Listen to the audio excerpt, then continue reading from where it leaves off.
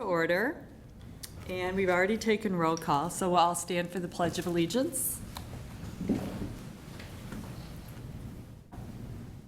I pledge allegiance to the flag of the United States of America and to the republic for which it stands, one nation, under God, indivisible, with liberty and justice for all. Okay.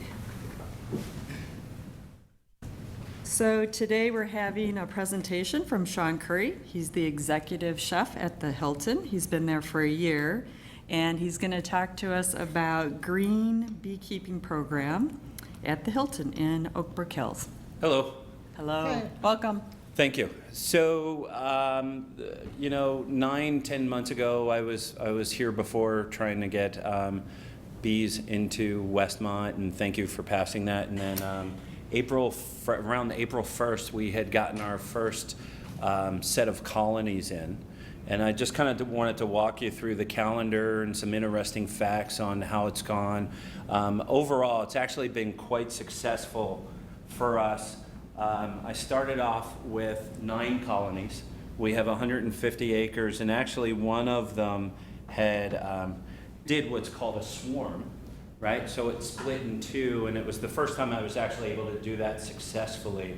So now I have the ability to kind of make more beehives if we need to, which I just kind of built up that skill set this year. And don't worry, it's very safe. They won't get out. I just wanted to show you on this. I pulled this out of one of my Hive Saturn, named the 9 colonies after the planets. It's easier to keep track of it that way. And I just wanted to show you, as I'm talking about it, kind of how systematic they are. And you'll see, they all kind of have a purpose in what they're doing. This is a hive that has pollen, some honey around the outside, and actually these little capped off areas down here is where they have brood, so where the queen has laid an egg and more is coming. So essentially in April, when we put the hives in, it was about 15,000 bees and a queen, and you set up your beehives. We did 8-frame English garden hives, they're called. It's easier to carry. They're smaller than some of the average ones. So this is called a super, right? And this is the frame inside. And basically what I did was, it has a ceiling. These are basically the main frame of the building, and then a bottom and a doorway, and basically dump them in there. The queen comes in a little cage, and you keep her in that cage for 3 days. There's a little piece of candy at the end, and it's kind of neat. The bees eat the candy, and after those 3 days, they either accept the queen, her pheromones have kind of taken over and taken control, or they don't, and then they end up killing the queen. We were very successful, and all the queens took. In the beginning, I thought we were going to have a lot of problem with all the rain we had in the spring, quite a lot. But it was interesting. What actually happened was, and again, this is me learning as we go. This is my 6th year, and I'm learning tons every year as I do this. It's always something new. The rain actually helps with the pollen and the nectar. From the more rain there is, the more nectar is created by flowers, which I didn't know before this year. So I ended up, right now, I've pulled about 220 to 250 pounds of honey so far from the hives. And when you look at the honey, and I brought a frame of honey for if you want to come up and try some. If you pop that open, this honey actually looks very clear, almost like corn syrup. And it almost has a minty type flavor to it. And when I asked the guy who coaches me on bees, he was telling me it's from the balsa wood that's around here, or the linden trees, they call it, and that's where a lot of that flavor has come from. As I've pulled the frames, I started pulling honey the beginning of July, right? I started seeing, and that's the earliest. Since I've been back in this area for 5 years, this is my 3rd hotel, and this is the earliest I've ever pulled honey. So this area is just fantastic for honeybees. It's shown to be very fruitful. So back, in April, we put the bees in, you kind of let them sit for about 2 weeks, and then I went back in to make sure the queen was doing her jobs, because after 2 weeks she goes for a flight to actually get impregnated by drones, and then she comes back and starts laying eggs. And all my queens except for one were doing that after the 2 weeks. And at that time it was kind of interesting. The other bees had already started basically creating a new queen. So the queen that was there must have not have been strong enough to carry on. So they actually created a new queen, and about 3 weeks after that I started seeing brood or babies in the hive. And then after that, I basically let them go for about 2 weeks at a time. I go out maybe 3 times a week just to check on them. Because in the spring and in the fall, the big thing you have to worry about is if they feel crowded, they do what's called a swarm. And that is, they create another queen and they basically split the hive in half. They feel like their home's too crowded, so they'll go and look for a new location. And knock on wood, we haven't had any swarms yet. And I believe that's I hired a part-time cook who works in our pastry department, and she goes out, she takes care of the garden, her name's Anika, and checks on the beehives every day. So she'll come back and report to me if there's any signs of swarming, which is if they crowd too much around front, if it seems like they're frantic around their hive, which also means if they are, that another beehive might be robbing them, right? So if another beehive isn't that strong or producing that much honey, they'll actually rob the closest hive they can find and take their honey. Wow. But we've been pretty lucky.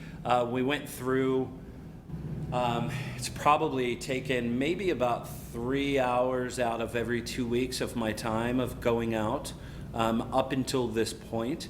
Now that I've extracted all the honey that I have the last 2 weeks, and we've already seen our temperatures dipping down, this is also a time when they start swarming as well, kind of pre-winter time, if you will. The queen starts laying less eggs. So right now, in July or in April, I had 15,000 bees. Right now, in each of my hives, there's probably about 100,000 in each hive. You'll see, I actually have one hive that's taller than I am. It's a bit challenging, and that's actually a good sign. It's a healthy queen. She does her job and lays the eggs, and at this time, like the frost or the cold that we had the last 2 days, probably has put her into slow down mode to start getting ready for winter. So my goal is, after inspecting the hives a couple days ago, I still have about 12 frames that are almost completely capped off, but not quite. And when the bees cap it off, that means the ratio of pollen and nectar and water is just right. When that's right and they cap it off, honey is the only natural food source that never goes bad. It doesn't have a shelf life. But if you take the honey before they're capped up, before it's capped off, it'll actually ferment. And that's what we don't want to happen. So some people are expert enough to pull it like right beforehand. I don't like playing around with it. The bees will kind of tell me when it's ready. So I have about 12 more frames or so to get out. And when I say that, 12 more frames of completely capped off honey like this. And if you feel it, it's probably 8 to 10 pounds per frame. Can you explain capped off? I'm sorry. Sure, I'm sorry. So capped off is, if you look, see how like these holes right here, they don't have the wax over top. So they cap it off for the honey. That means it's ready to go. And we also use that term up here, the brood and the pollen. They cap it off to protect it so it doesn't oxidize. And it's basically getting it set up as if it was wintertime, right? That's what they do, and they just eat off the wax as it goes and use it as like if you're opening a can, if you will, for lack of a better term. Can I ask, in that frame, Sure. that's like your standard size frame, or some of the frames are bigger? There are some, so commercial beekeepers, they actually don't like this size hive, right? They call it a baby hive. They have a 10 frame working hive. I actually have one on property. It's one of my old hives that the swarm that I talked, or when the hive split, That's what I ended up putting that hive in. It's a lot bigger. You can use these kind of frames, or there's larger ones. There's 9 3/4 frames. That's what a lot of beekeepers use for the brood chamber, it's called. The bottom two are usually where you want the queen to lay the eggs, and then they start building the honey on top. I kept it all the same size just from a matter of efficiency. I didn't know how well the bees would do, right? And I'm glad I stuck with these, because all the equipment I bought, I've used it all up completely. So if God forbid the queens lay more eggs, I don't have enough equipment to keep up with it right now. But I kept it all the same just for consistency, and I can move the equipment around without worrying about the sizes of each. One of the things, like you mentioned swarms a couple times, just for the general public Sure. or that, I assume that's not something that the public needs to be concerned about? No, swarms are, I'm sure most people have seen it. If you see a ball of bees on a tree or somewhere, when they do that, their whole purpose is to protect the queen that's in the middle of that, right? The scouts are out looking for a new home, an old tree that's hollowed out, or, that's where some people actually end up with beehives in their aluminum siding. But as far as, is it dangerous or not? No, their whole job is to protect the queen. And I actually, one of my old properties, I had a swarm on a tree right out front, and we actually had a big group in-house, and I had to tell some people to step back. They were within 2 feet using their iPhones to take pictures, and they actually made me nervous, and nobody got stung or anything, but no, there's nothing to worry about. There's actually a guy who lives in Westmont who had a swarm in the front of his house, and they actually, he golfs at Willowcrest, our golf course.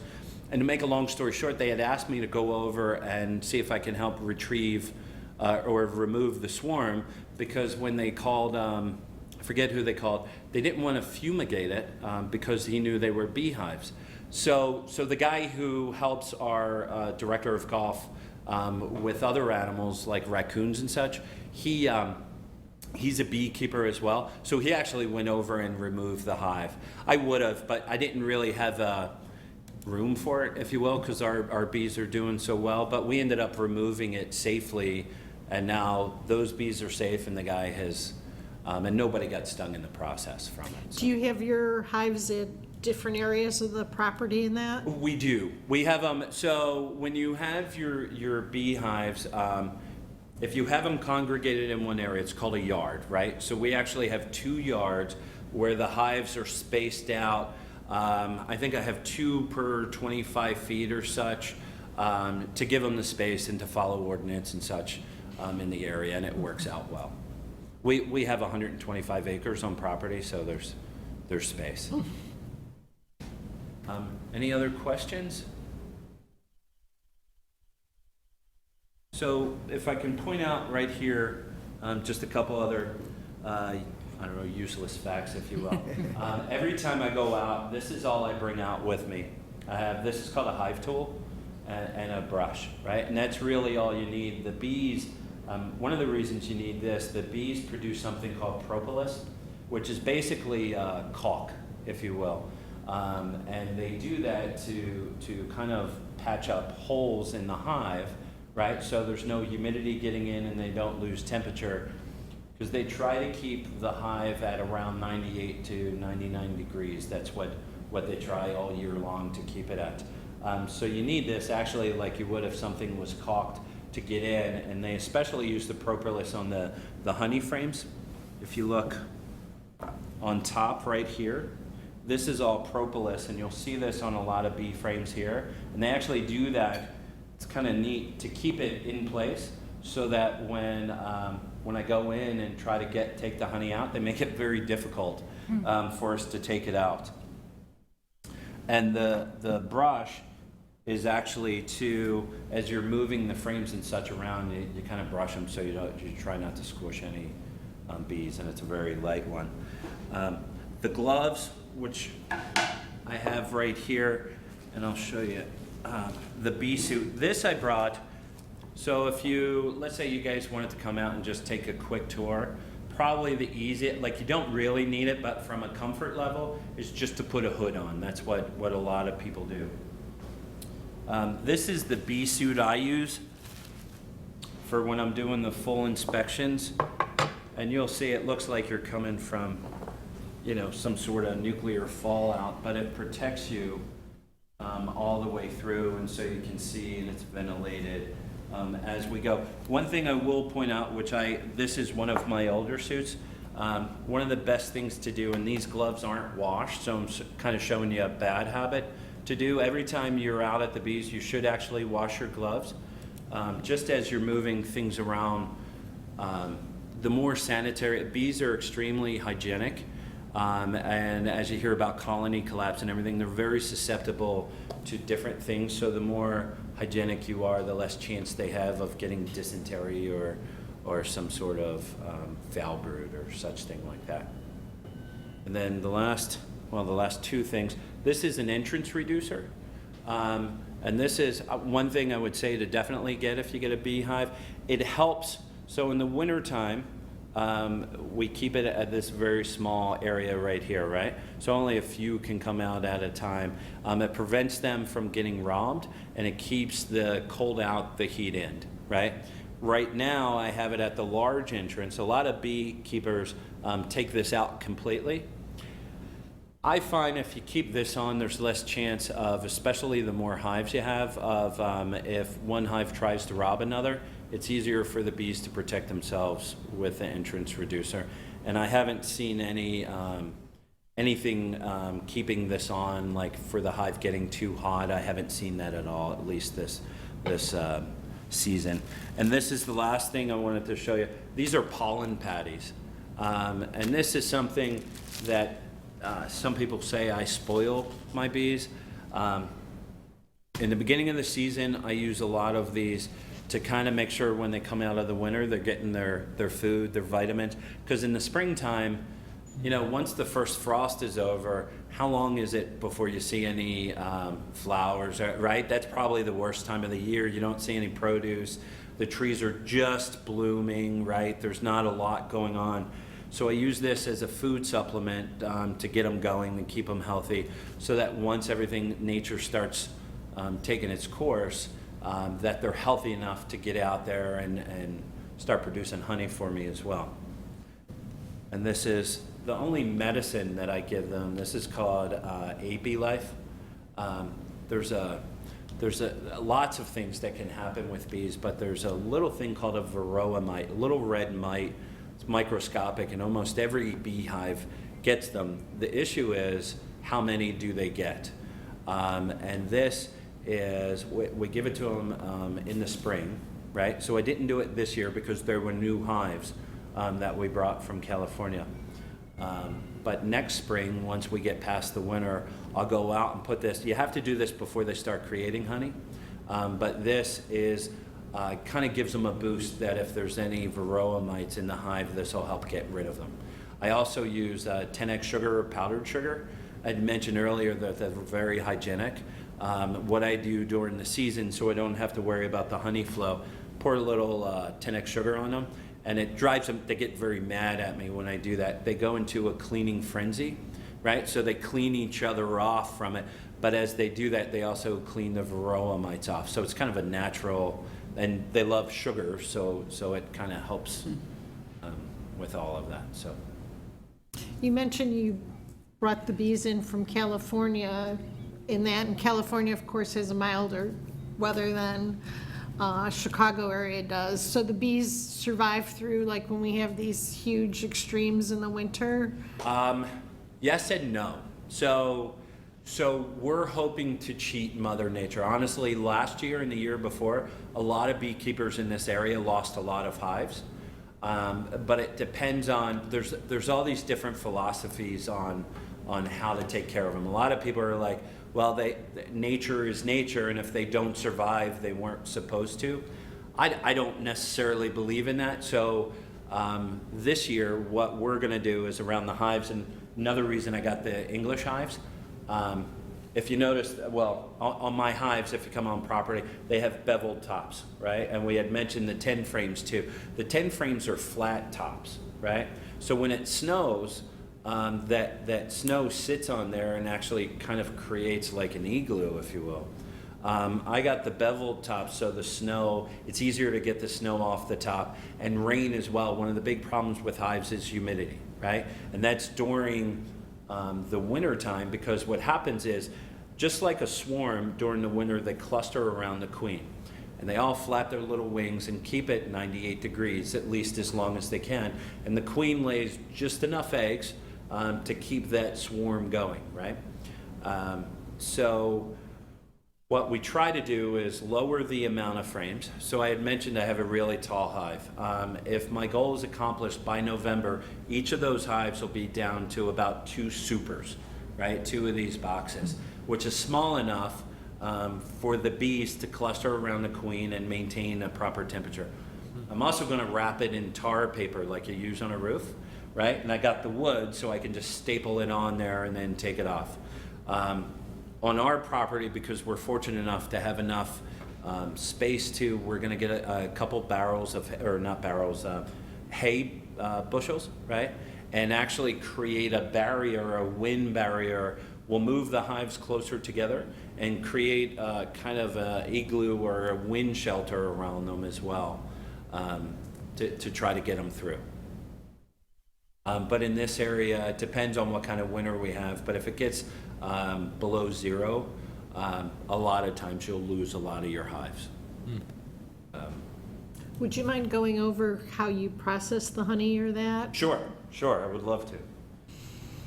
So it gets a little messy at times. What happens is, so I have about probably about 25 of these in my office actually right now.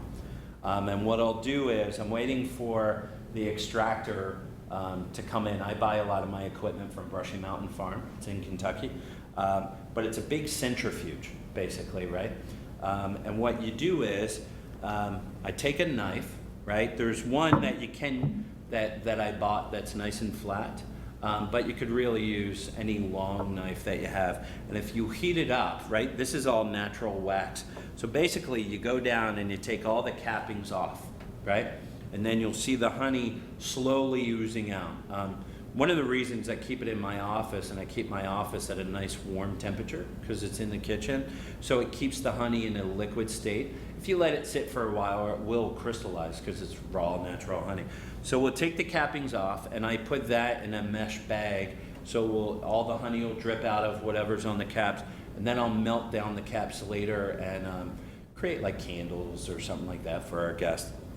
And once you take the caps off of both sides, you put it in the centrifuge, and it sits in there just like this. It's either 9 or 18 frames, and it's on a little motor, and it spins around just like a centrifuge, and the honey goes to the outside. And when it comes down, there's a little spout at the bottom. I'll have a couple layers of filtering system to get out.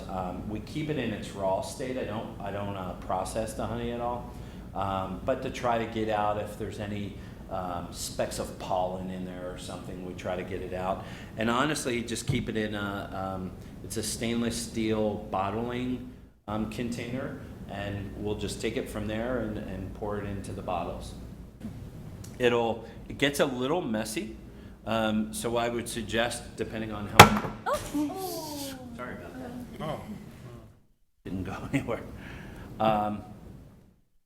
I would suggest having a large apron on because it does get very sticky and messy at times, and be close to a large sink where you can rinse, because a lot of the equipment, once you start capping it off or taking the caps off, the honey just naturally comes out and it gets a little bit sticky. So that's about it. So what kind of products or desserts or that are you planning to be serving at the resort, featuring the honey? So for us, there's a ton of things actually. We'll have the honey in its natural state. We actually hired a pastry chef, Erico Tomei, who's starting tomorrow. And that's where some of the items, we're gonna have white chocolate honey truffles. She makes these delicious honey cinnamon scones. We also use it on our cheese boards. If you come in the restaurant, we buy all our cheeses locally. And when I say that, in the United States, I don't buy any imported cheese at all. And we buy it from farms as opposed to big processed blocks. And with those cheese boards, we serve a little piece of honeycomb with it.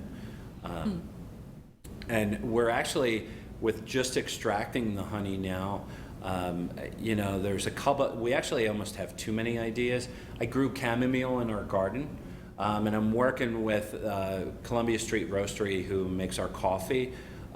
They take their coffee to Misericordia downtown, and they grind it and bag it for them. I'm actually working on them creating a signature tea bag for me with our chamomile, and have our own like tea and honey kind of service maybe on Sundays.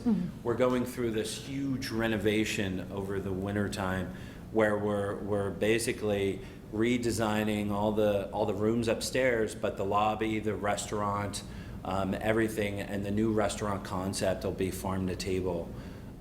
So we'll use it. I mean, every place, basically what we'll do is any place you use processed sugar, we're going to try to get rid of the processed sugar and use the natural honey.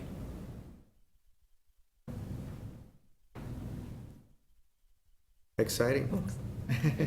Excuse me, I came in late. Did you cover the collective colony disorder collapse business with the neonicotinoids and all that? I didn't cover it too much. So it's one of the reasons I got into this, right? About 6 years ago, I started with this, and that's when colony collapse, I think, started about 9 years ago, right? And they didn't really know what it was at first. Now it's not specifically just pesticides, but they know that's the biggest contention. The varroa mites are another factor that I talked about, and using the proper way of maintaining those.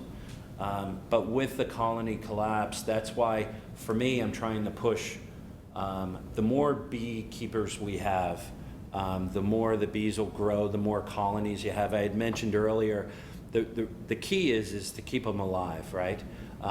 Well, first, for people to stop using the pesticides. And on our property, for example, our new director of grounds, when he came in, he was there, I think he started like the week I got the bees, and he didn't know anything about it. But very naturally, he had just checked into the pesticides we were using and switched them. Now, the pesticides that don't kill the bees, I should say, are a decent amount more expensive.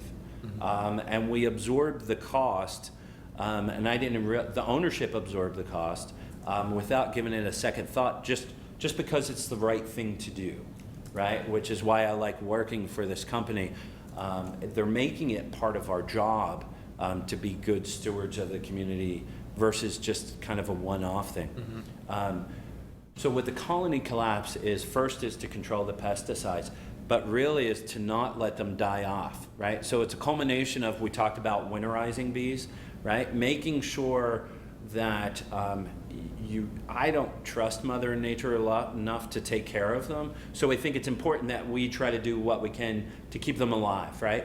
Because the second year they go in, the stronger they're gonna be. This year they had to build out the wax, they had to build their home, so to say. Next year, if the queen makes it through, which you really care about the queen, right?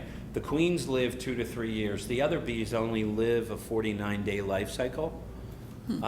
So it's really, when you look at these bees in here, right? They're here for the queen, and she's the one who keeps everything alive, right? So you really want to make sure your queens carry on, and if they die, that the rest of the bees create a new queen. And it's really the population. So I started off with 9, now I have 10 hives, right? If I could do 15 hives, I should, right? It's almost an obligation to, a lot of people might get 1 or 2 hives to start off, and that's important. Whatever you do is important. But it's really to try to help them grow just like any endangered species, if you will. So I've learned this season actually how to split hives, right? So they get large, you split them, get them to create another queen, and all of a sudden I have 2 hives, right? And that's the important part to keep it going. Do you have kids, grandkids, such and so forth? Okay, family, right? How would you like to tell the rest of your family you have to eat 1/3 less food for the rest of your life? Because bees pollinate 1/3, or natural pollinators pollinate 1/3 of the world's food source, right? So if we don't take care of them or let them diminish, we're actually diminishing ourselves. So it's really the population. That's why I was so happy with Westmont about allowing this to happen, because we're actually helping ourselves in the process of it. And as far as the rest of colony collapse, it's really maintaining. In my opinion, it's kind of like when we found out about AIDS or cancer for us, right? We're searching for a cure, right? But it's really doing what you can to keep it low, right? Keep the population healthy, right? And preventative maintenance. It kind of goes the same for the bees. Interesting, because in certain countries where there was some, there hasn't been that much data yet, but a selected studies been done in New Zealand and France and so on, and after the France got hit pretty hard. yeah, and they phased the stuff out anywhere up to, like, it's going on 9 years, and statistically it hasn't impacted the bee recovery that much yet. So, like I say, it's part of a mix maybe, but the booger man out there is still not totally identified, if indeed, as you say, it's just one big factor. Because Right. lately now the search, they're looking at these, was that sulfazone or something, that's specific toxic to the bee. It pays, it's probably, like say, to keep the population as broad-based as possible and shelter them as much as possible, because I don't think the answer is out there yet about what's causing the. No, and you brought up a good point that when they phased it out over there, right, that they didn't see an immediate impact, right? And that's kind of what we're dealing with, is when is it too late, right? What is the right number of bees to have, right? And when you look at industry, bees naturally live in old beat up trees, right? So take the fires out in California, right? They're all burning away, right? So it's this ripple effect of everything. And it's basically, for me, from my point of view, I'm a chef, right? I cook food. But if I can have beehives, it's one small part. If I can stand here and talk to you guys and it gets to someone else and interest them to get beehives, then that's more. It gives my kids a fighting chance to have natural food sources. The worst thing in the world for me is that, 10 years from now, they're eating all artificial food because we just did away with it, right? Because of all these, everyone's excuse is, well, how was I supposed to know, right? Well, if you thought about it, you should know. You should have came up with a conclusion. So. Also, these are, quote, honeybees, correct? And they're the larger black and yellow ones. The wasps. Well, yeah, not the wasp. Oh, you're talking about the thick ones? What, the carpenter bees? Well, or what's called bumblebees, big fuzzy, some of them are as big as your thumb, and they exhibit bee-like behavior. But where do those nest? They're carpenter bees. So you have yellow jackets, right? But the ones you're referring to are carpenter bees. They actually, if you have a deck out back, they're probably burrowed under your deck, or they actually eat away at wood. They do some pollinating, but if you notice when they go up to flowers, it's kind of like a buffet. They eat, but they're not like honeybees at work, right? And it's really interesting if you pay attention to both. The carpenter bees, right? They're kind of relaxed when they go up to flowers, and it's just eating, right? It's just kind of eating. Honeybees, when they go up, they're looking specifically for nectar, pollen. They go, they leave, right? Because they're building honey. But those bees are wood bees or carpenter bees. They just eat away at different wood. That's why a lot of people have issues on decks specifically, because they burrow in there and just kind of build little holes in there and eat away at it. How far do the bees normally travel, and like, are you doing any additional planting to encourage more pollen or that for the bees? Absolutely. So bees, the first question, bees can go up to, I've heard 5 to 10 miles. I'm more likely to believe about 5 miles from what I've seen. Now on our property and where we're at with Westmont and Oak Brook, a lot of people have really plush gardens around here. For us, if you go to the back of our hotel, I have a chef's garden that surrounds the lobby. And you could go up there and honestly, you could probably, if you counted, probably up to 100 bees at any point. I apologize, I don't know what the name of the flowers are. They're these big purple flowers that kind of come up, look like they have little horns coming out. The bees love those. The balsa wood, and Karen, our horticulturalist on property, she's well versed in almost everything that has to do with horticultural. She's planted all sorts of things. For the honeybees, we also have a monarch butterfly sanctuary there. So she planted the honey thistle, and we see a lot of really fascinating things. But if you come out to the property and look at I have a big sign that says Chef's Garden. All the flowers that she put out there, the nasturtiums, I use them in some of our salads. They're edible flowers, but the bees tend to like those as well. And we did all around the property. She's planted very specific things. And we've actually already talked about upping our game for next year. We're going to meet in about a month or so and not talk about the crops from our garden that we have on there, but also the flowers, like what makes sense at what time. With it being the first year, we're just kind of more gathering data and taking care of the bees. But we're coming up with a pretty cool strategy for next year. We've talked about putting some fruit trees on property that should be really, really fascinating for the bees as well. Thank you. A lot any of good more questions? information. No? I was just going to ask, are you, in terms of the whole Hilton organization, are you unique in this interest that you have, or is it? I'm unique in the area. There's actually a lot of hotels throughout the country that do it. And when I say a lot, it's probably 3% maybe. I'm kind of hoping more do.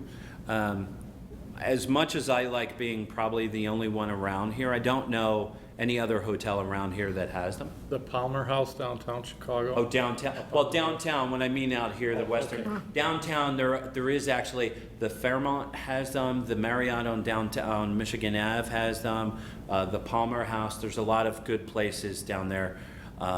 Even Navy Pier has a couple strategically planned. But out in the suburbs, which it's kind of a shame because we have a lot more nature to offer the bees out here. I wish there were more. Who was the Seven Bridges golf course actually reached out. I still have to call them back. They're planning on having beehives next year. So I still have to give them a call back, and they asked if I'd kind of help them out and get them going. So that's good. We've gotten kind of the ball rolling so far. Yeah, that's neat. But I'd love to help anybody who's interested in it, just to kind of keep the dream going. So. Okay. Well, Well, thank you very much. much. Thank you. It's my pleasure.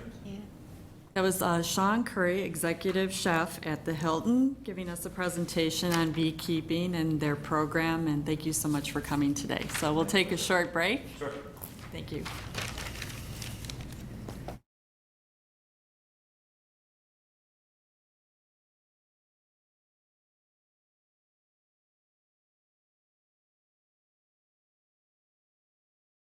Andrea Derrick, she's with DuPage County, and she is the Environmental Coordinator, Building and Zoning Department. Thank you for coming today. Thank you for having me. So I was asked to give a brief presentation about Cool DuPage, which is a new initiative started by DuPage County. We kicked it off in April or so, and it really is looking at greenhouse gas emission reduction throughout the entire county and doing that through energy efficiency. So I'm going to give you just some information on what the program is. Like I said, we just started it this year, and it has goals set for 2020 and then 2030. So it's more of a long-term process, and we're looking at having people become involved as well as municipals because they play a large partner for us. So our main goals are essentially to reduce our 2007 levels of greenhouse gas emissions that we have set as our baseline by 10% in 2020 and then 20% in 2030. And so we're going to be doing an assessment of how we're doing it for our 2020 and 2030 goals.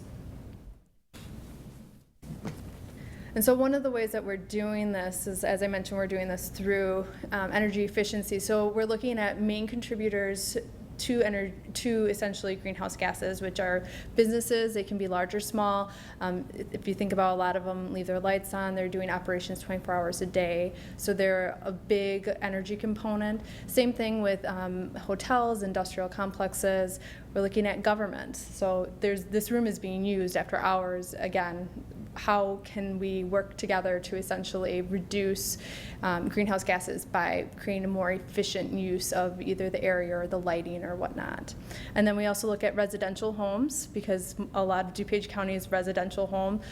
We also look at multifamily complexes too, because again, those are areas where we have the ability to work with folks to reduce our energy consumption. And then we also have transportation, which is a large portion of being in the western suburbs here. We are lucky to have the metro, but we also utilize our cars a lot in this area. So looking at different ways to motivate people to look at new opportunities for transportation. And then as well as small businesses, we're looking at large industrial complexes too. So thinking of areas with large amount of campus or land, those type of areas have a lot of ability to affect their energy efficiency. So when we go to a business, we're looking at a couple different things. So we're looking at starting the conversation and the questions of, what age is your business? What type of business do you do? Are you a mom and pop shop? Or are you maybe a bakery of some type for a larger scale? Pepperidge Farm, right? Right over here. That would be an example of one of our larger industrial areas that we'd be looking at. What type of operations do they have that we can essentially help make more streamlined and efficient? And then by doing that, we start into the conversation of what are their utility rates currently, how does their energy use kind of vary throughout the day, what can be done in-house to kind of change that through very specific measures. And then looking at as well capital. So how much money do they have? What can they spend?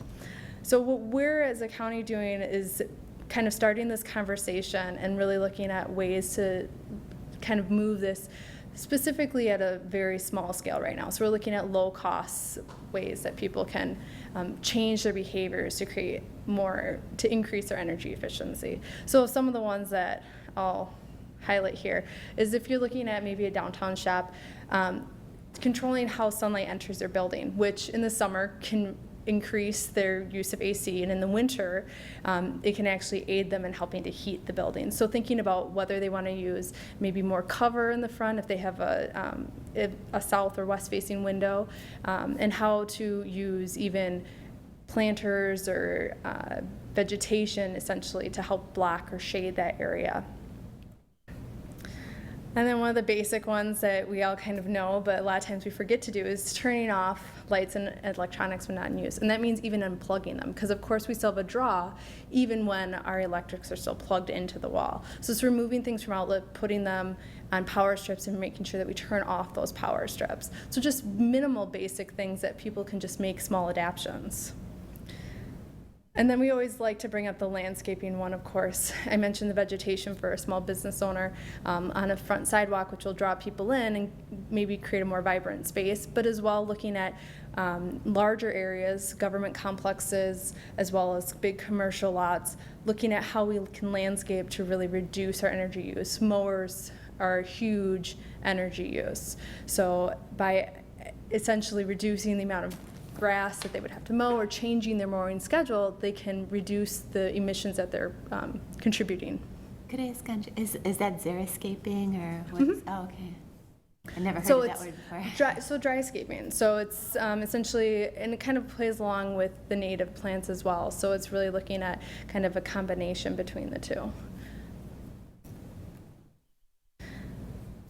And then the transportation part, one of the ones I'll highlight here is just, again, looking at how that transportation, how we can incorporate and increase our public transportation, how can we motivate people through connectivity of bike trails, through maybe providing bike lockers or more bike racks. That's one way to help promote alternative modes of transportation. So looking at funding opportunities, we also do this and provide assistance for any entity in DuPage County that's looking for assistance. We are partnered with a couple different groups. So one of them you'll see is the Illinois Sustainable Technology Center. They have some really great programs. They have E3, which stands for Economy. If I can remember the rest, I'd be in really good shape. We can 3 just is go to their environment, and website. I can't remember what the last one is. Efficiency, how about efficiency? So, Need more honey. yes, I do. But some of their programs looking at waste audits, their E3 program, which is looking at manufacturing, looking at their waste streams and how to reduce those. They also do efficiency, productivity studies, things like that. So they're a really great partner and resource because any business in Illinois can essentially apply for that. Some of it's low cost to no cost. Other ones do have a cost associated with them based on what one they choose. But they're a great partner to start out with. And then we also work with ComEd, who is one of our partners. And they provide a bunch of really nice incentives for businesses, and they also have programs to help look at how are you using your current energy, what is your setup, what's your lighting like, what type of caulking do you have, just basic things that they can go through to really look at how you can save money as well as save energy. And then the other one, that's one of our partners, is Nightcore. And again, they offer very similar programs as well, and Nightcore and ComEd both partner quite a bit together as well. So this is something that we would provide to residents in the area. And both ComEd and Nightcore offer energy efficiency kits and audits of houses and for free. So residents can call them up and be put on a list to come out and have a specialist look at how their house is set up, what they can do essentially to reduce their energy usage.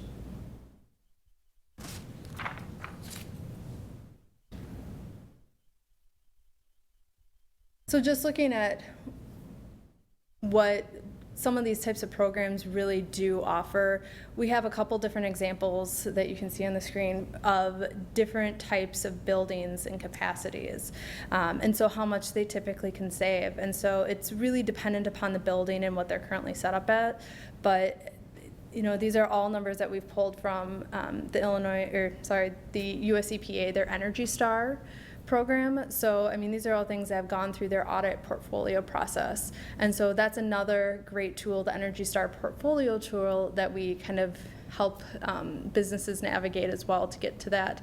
Because as well, it's one of those processes that really looks in depth at what they're doing to try and help them save money as well as be more energy efficient.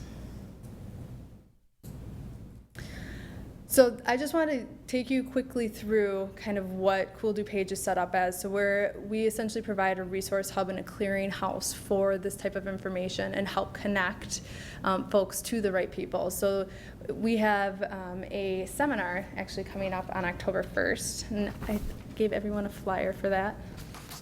And this is free. We're offering it to the public. Can you turn that horizontally? Mm-hmm. Thank you. Right? Is that how we need it? Nope. No? The other way? The way it was fine. Never mind. I know, I keep seeing the yellow lines. I know, I'm like, stay inside the lines. Down. Except There you when you go. can't read it. Okay. So this seminar is one that we put together, and you can see on the bottom a lot of our partners. We're working with Choose DuPage. We're working with Chicago Metro Metal Consortium. We're also working with the Conservation Foundation. They're providing some feedback into landscaping efficiency. The Illinois Sustainable Technology Center, again, you can see is providing a nice presentation for us. So this, again, is a free event that we're offering to any business, large or small, commercial, industrial, in DuPage County. And we also encourage any resident or interested governmental official to attend as well. We think that's going to be a very worthwhile event for people to gain this beginning information into what is an Energy Star program portfolio. How do you landscape? If you have the ability, how can you landscape for energy efficiency? If you are looking at doing a program with the Illinois Sustainable Technology Center, what are some of the programs that they offer, and how do you become involved in that? So a lot of that information is going to be presented at this seminar, which we're really excited about.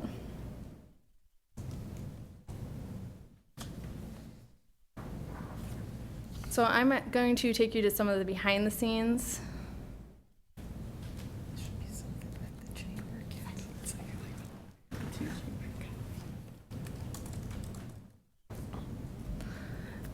Look at kind of what do you do? So where can you find this information? How do you access it? Because that was all really great slides, but it doesn't tell me anything. So you can find this information on our county website. We've made a really what we believe hopefully to be a simple URL for everyone to follow. So it's www.dupageco.org/CoolDuPage. So it's our program name. And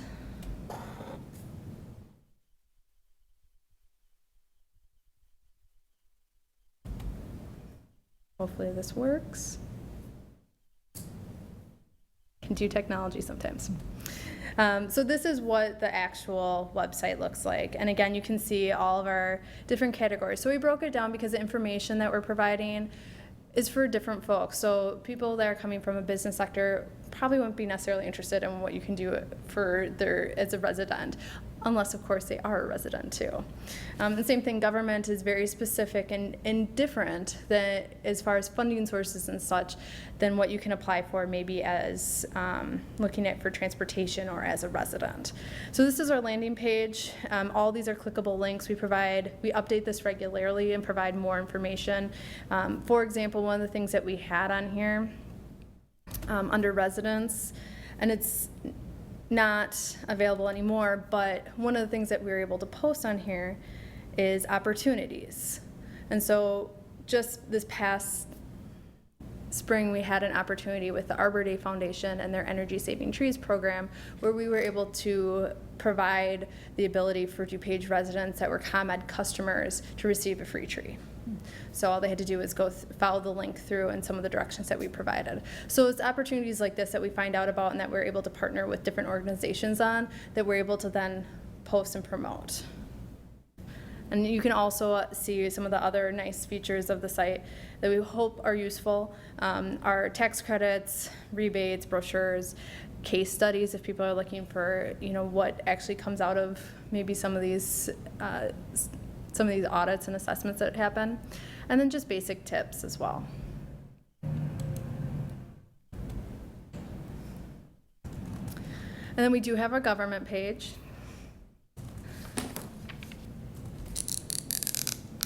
And we also are very tech savvy, and we have a Twitter handle.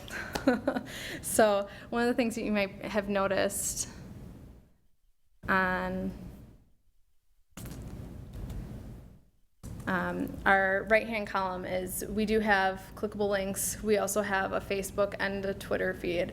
So we post all the relevant information, new information, studies, anything that might be of interest as far as environmental concerns go, or interesting green aspects that we think folks would be interested in knowing about. We post all those continuously. So we usually update both feeds, I would say maybe once to twice a day. And we also do have a newsletter that we're compiling, so if people are interested in joining the effort and learning more about what's going on or being on the email list to receive some of those opportunities that arise, we do have a sign up button for that. And it's, again, just essentially an email and a name. And any other information you want to provide is optional. And you can register for our upcoming seminar as well.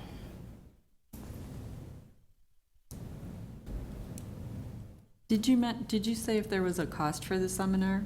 It is free. Oh, that's right.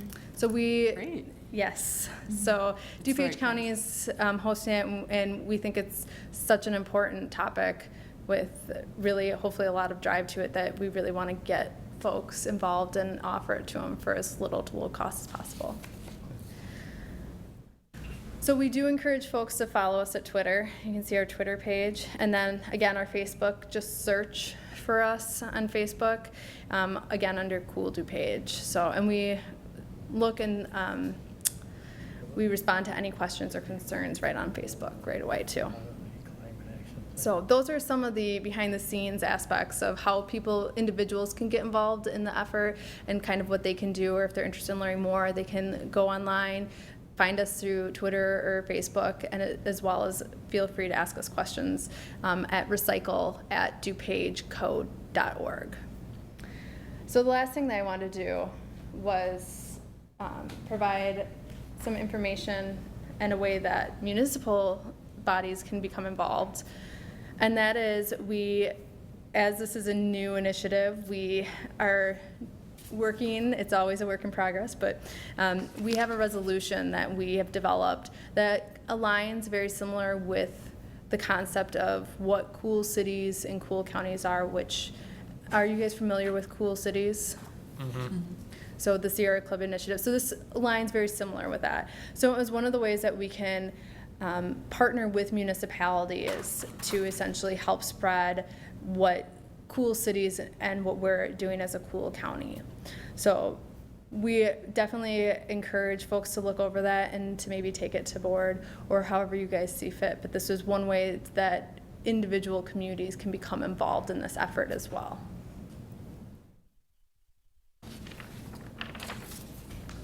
And then the last thing that I'll provide is, well, we have this handout available. You can find it online as well. But again, this just provides a brief overview. You all have it in front of you. And gives just some basic information into what we're trying to do, some of the thoughts of how we're working with individuals and groups to try and move forward with this.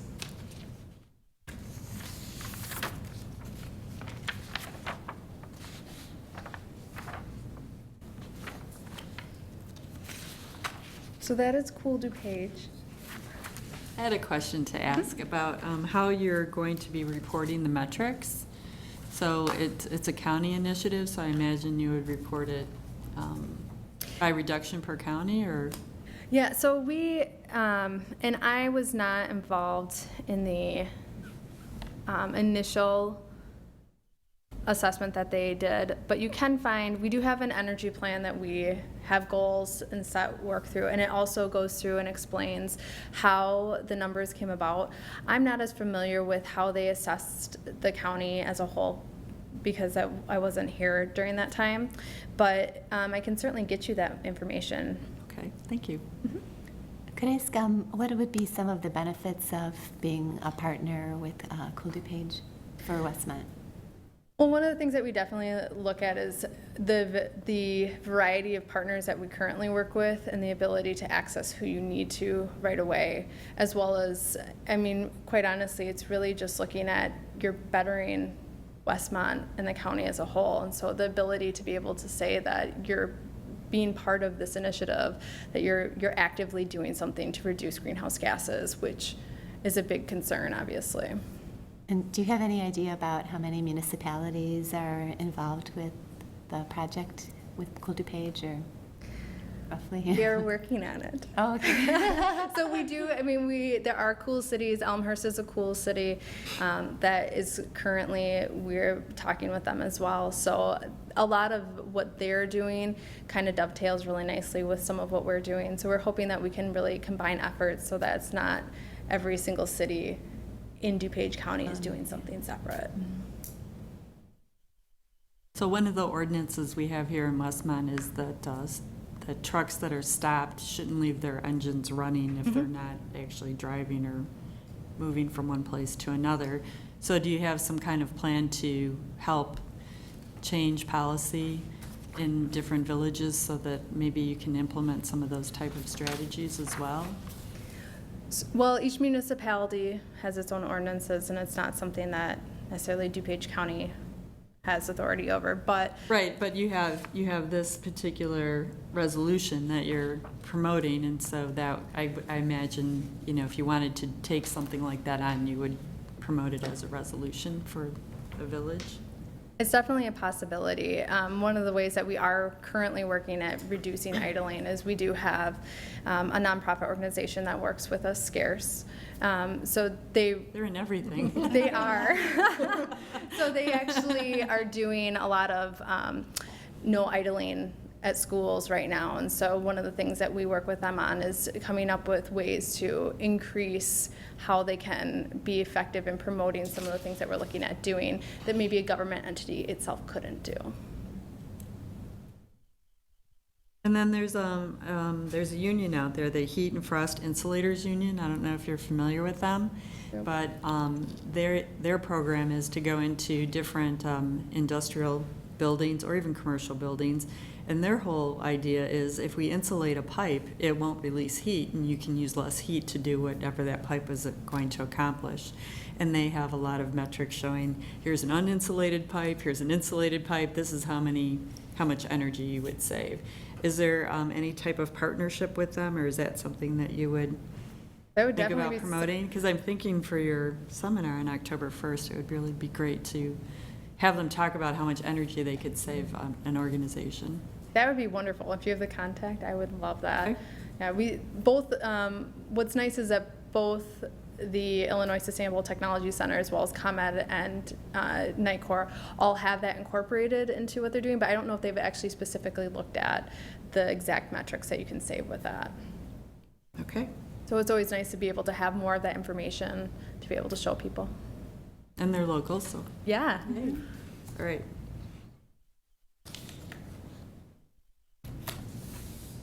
Does anyone else have any questions?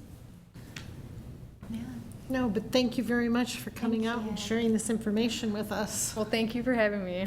Thank you so much. That was DuPage County talking about the Cool DuPage program, and we'll take a short break.